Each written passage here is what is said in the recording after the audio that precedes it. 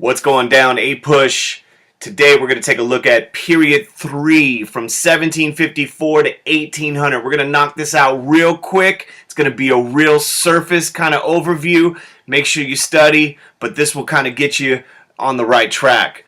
First thing to keep in mind, some big ideas for you. 1. England is going to attempt to reassert control over the colonies following the French and Indian War, which begins in 1754, which is why period 3 starts with 1754. We're going to take a look at that in a moment. The colonies are going to react to this attempt to control them. They're eventually, after a lot of debate, going to declare their independence, and then, after a lot of fighting, they're going to become a new nation, America. Third point is there are going to be disagreements over the social, political, and economic identity of the young United States. So we're going to take a look at each one of these really quickly, starting with the first important point. England is going to attempt to put the colonies in check following a long period of solitary neglect. Rewind for a second. 1754. Prior to that, you have the French in the green, New Spain in the kind of purplish color, and the 13 colonies had all been established. And prior to 1763, they're going to be accustomed to solitary neglect, meaning the British are going to largely leave them alone. And not because they're not interested in the colonies, but they're involved in internal problems and foreign problems. And 1763 marks a turning point in their relationship where basically the French and Indian War, the 7 Years' War, comes to an end, and England is going to kind of end that period of solitary neglect, that period of reduced intervention in colonial affairs. Now, the reason why they're going to end it in 1763, after the 7 Years' War, is because England emerges from the war with massive debt. They're broke, having defended the colonies who went into the Ohio Valley and sparked this big old war in North America with their French rivals. Now, what's going to happen is 1763, solitary neglect comes to an end, and they're going to initiate all sorts of policies. 1, they're going to enforce some of those old mercantile laws, such as the Navigation Act. They're going to put the Proclamation of 1763 in place to keep the colonies from going into the frontier out west, where they'll come into contact with Native Americans. Remember Pontiac's Rebellion. They're going to have a bunch of taxes, such as the Sugar and the Stamp Act. They're going to require that the colonists allow British soldiers to enter into their homes because the British are feeling, hey, we're defending you. And so you get the Quartering Act, you get the Townshend Acts, the Tea Act, the Intolerable Acts, and the Quebec Act. You can take a look at all of those, but they all kind of show England trying to enforce economic, political restrictions and control on the colonies. Now, of course, the colonies are going to respond in a variety of ways. And you have things like the Stamp Act Congress, where the colonies are meeting and organizing and really trying to figure out how to proceed. You have the Committee of Correspondence, where they're starting to communicate with one another. Groups such as the Sons of Liberty, and eventually the Continental Congress, which forms prior to the battles of Lexington and Concord, and comes back and forms again with the Second Continental Congress. So make sure you understand the kind of cause and effect between the British policies and the colonies' reactions during this period. Now, some stuff that you need to keep in mind is this is a slow movement to the American Revolution. These colonies are not rapidly, wrapping themselves up in American flags and saying, we're America, let's do this. And there's a couple of factors in this kind of point that you need to keep in mind. They're being inspired by Enlightenment ideas that are coming over from Europe. People like Locke and Rousseau. The colonial elites are going to, especially during the Stamp Act crisis, organize people like John Hancock and others with wealth. And then you get the role of the grassroots movements, the ordinary colonists calling for independence. And it's a slow process because this is a big deal. They're used to England. Now, when they eventually do declare independence, you get the influence of Thomas Paine's Common Sense and Jefferson's Declaration of Independence. They're going to have some reasons why they eventually win. 1, the colonies have home field advantage. They know the land. England has to supply their stuff from long distances. Eventually, the French, following the Battle of Saratoga, are going to help us out. And we got some pretty awesome leaders like George Washington and others. Finally, during the American Revolution, we are going to be creating new government structures, and they're going to be based upon Enlightenment principles, things like natural rights, the consent of the governed, restrictions on government power, and they're going to be also really influenced by the fear of replacing the strong British power, centralized power in the monarch, in the parliament, and so they're going to put severe restrictions on government. So make sure you know that. Now, some social and political impacts of the American Revolution. One, it's not a very radical revolution because the colonial elite are going to be the people who are still in charge when the whole thing's said and done. This is not going to lead to some radical transformation of wealth. It is not a radical revolution. But some states are going to eliminate property requirements for voting. So new people are going to be engaged in the political process. These people are going to be, though, white men. It's going to have some international consequences. The French Revolution will happen in 1789. Revolutions throughout Latin America will take place throughout the 19th century. And in the early 1800s, Haiti will experience their revolution. All of these revolutions are going to be influenced by what happened during the American Revolution. Women are going to have some impacts during this period. You have this idea of Republican motherhood, this idea that women are meant to raise good citizens, that they will be civic-minded, and they will be involved in the new republic's affairs. And we're talking the young boys here. Abigail Adams, for instance, during the American Revolution, reminded her husband, John, remember the ladies. And unfortunately for women, they are going to suffer a lack of political rights in the political process throughout much of this period post-American Revolution. For African Americans, there is going to be gradual emancipation, especially in the North. Northern and middle states are going to slowly end slavery, not because they're nicer up there, but just because it wasn't economically viable. For instance, you have the Pennsylvania Gradual Emancipation Law. However, as slavery is being kind of slowly abolished in some parts of the country, in other parts, the South and into the West, slavery is going to be protected under the new Constitution. And many people consider the Constitution a pro-slavery document.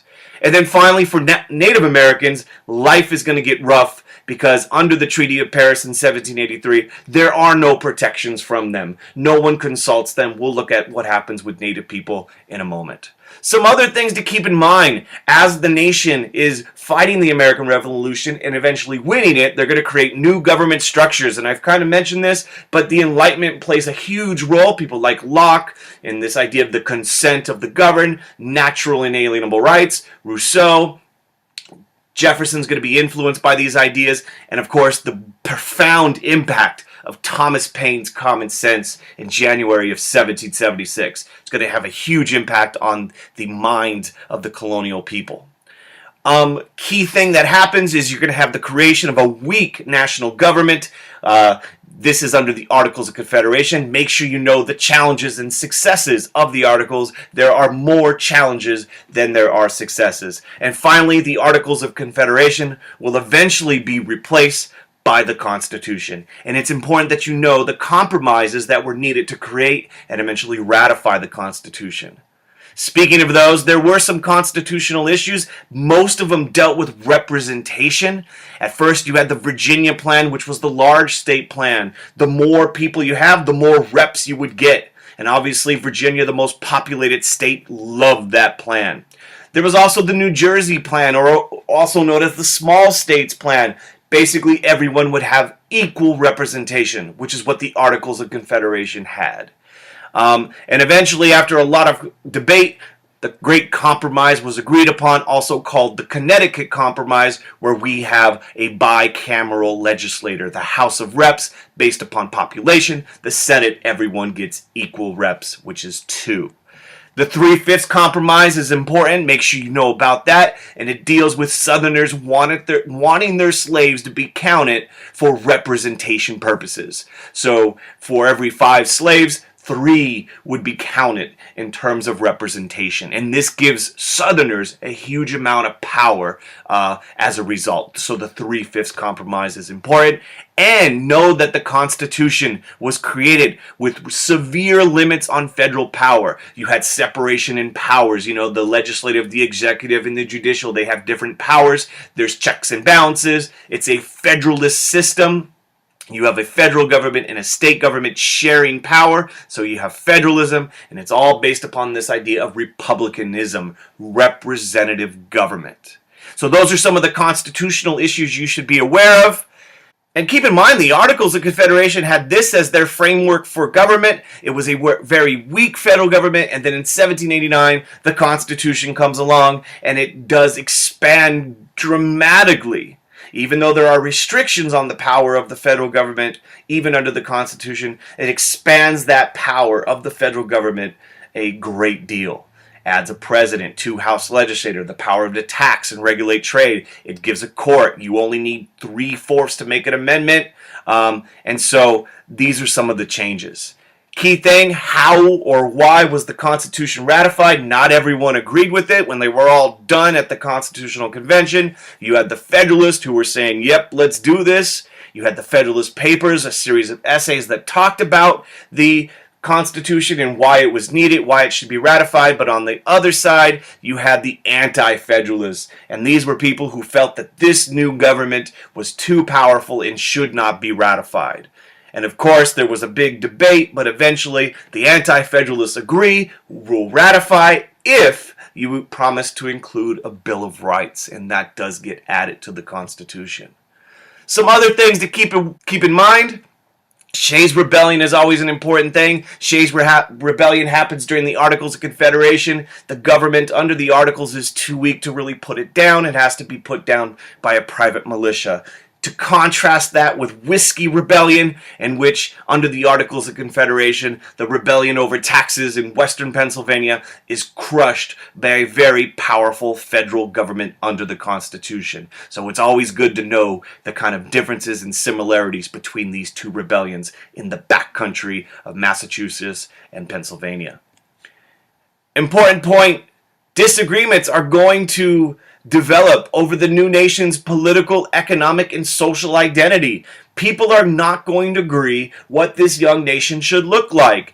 And really, the domestic disagreements revolve around the Secretary of the Treasury's financial program, Alexander Hamilton.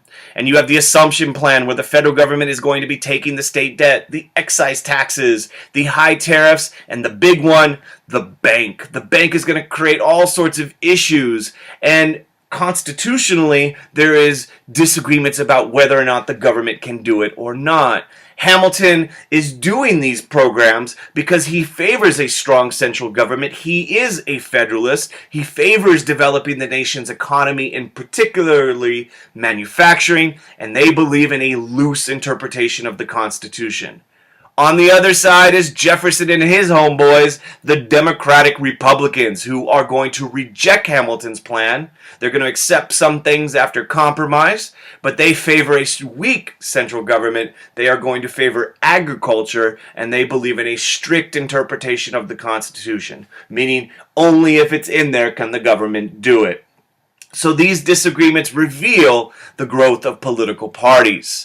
In fact, federal versus state government can best be seen in the Alien and Sedition Acts, which is passed during the administration of John Adams by a Federalist-controlled Congress. And these basically, especially the Sedition Acts, create all sorts of controversy. You have the Virginia and Kentucky resolutions written by Thomas Jefferson and James Madison, and basically in that they say the states of Kentucky and Virginia, have the right of nullification. The states can ignore a federal law, in this case the Sedition Acts, if they feel it's unconstitutional. And this battle between federal and state will continue throughout American history. Some foreign disagreements to keep in mind for period 3. You're going to have the French Revolution in 1789. France goes to war with Europe. There's all sorts of concerns in America about whether or not we should support this French Revolution. And Washington decides the young nation should stay the heck out of Europeans' war. and he issues the Proclamation of Neutrality. You have Citizen Genet, who comes over to the United States and tries to challenge that neutrality. He is eventually kind of scolded. You have the XYZ affair under John Adams, where we try to negotiate, and this leads to an international incident, and then the quasi-war happens, where you have a war between the United States and France, an impressment taking place, and eventually the Convention of 1800, ending the Franco-American alliance that had been around since 1778. You also have drama with England. The Treaty of Paris, which ended the American Revolution, did not end our problem with them. They had forts on American soil. They were giving guns to Native Americans. There was impressment of American sailors and ships. And all of this kind of eventually tries to get resolved by Jay's Treaty, but it doesn't really work. And you have a lot of anger, especially amongst Democratic Republicans over Jay's Treaty. You have drama with Spain. They had closed off the Mississippi River under the Articles of Confederation. They had actually questioned the boundaries between the U.S. and Florida, and eventually some of that gets solved with Pinckney's Treaty. And make sure you know about Washington's farewell address, where he says, "Stay the heck out of permanent alliances, and political parties suck." These kind of issues, not only are they challenges for the young nations, but they cause further divisions between the Democratic Republicans, who tended to favor France, and the Federalists, who tended to favor England.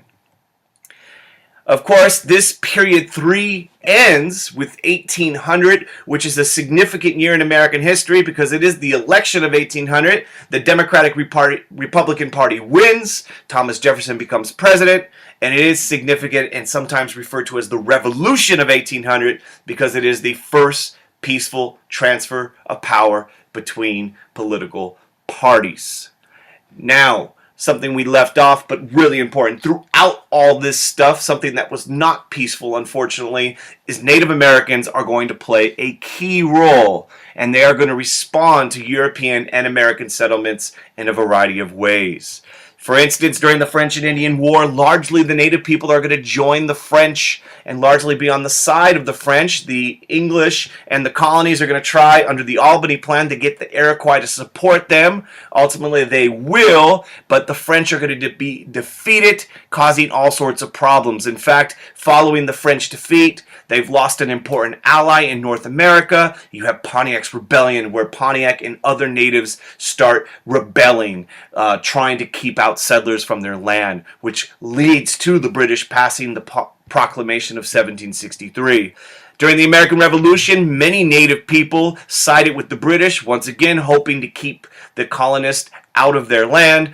Ultimately, that decision backfires because at the Treaty of Paris, the United States boundaries are from the Atlantic to the Mississippi River. No one asks the native people living in those areas, are they cool with that? During this period of time, you also have in 1783, 1785, a man by the name of Chief Little Turtle forming the Western Confederacy, and he is going to lead resistance in the Old Northwest against American expansion. And of course, unfortunately, the Battle of Fallen Timbers, the native resistance in the Old West is going to be crushed, and the Treaty of Grenville is going to mark the end of native resistance in that region. And meanwhile, over on the big old West Coast, Spanish missionaries are creeping up the coast of California, forming these missions, converting the native people to Catholicism. So native history is an important component of Period 3, APUSH. Finally, we're almost done. Keep in mind, during this time, we have the expansion of the United States. Eventually, remember the Northwest Ordinances, those things that were really successful under the Articles of Confederation. The United States is expanding its territory, and they ban slavery, and they allow public education in those regions. However, slavery, even though it ends in the North and the Middle states following the American Revolution slowly, it is going to continue to expand. It's going to be protected under the Constitution. The slave trade is going to continue for another 20 years, and slavery is going to continue to be a fact of life throughout the South and as they move west. And of course, As the nation grows, just as the colonies were different because of unique geographic environmental factors, the regional identities are going to continue, and they're going to be strengthened between the northern states, the southern states, and the western states. And we're going to see this play out in APUSH period 4 and 5. Woo! We finished finally. APUSH period 3. That's a quick rundown. Make sure you read your book. Check out my other videos. Subscribe to the channel if you haven't done so. Click like on the video. Tell all the APUSH homies out in the world to check out Jose Productions. And most importantly, always stand up for what you believe in. You never know. You may end up in a school textbook one day like my crazy self. Peace.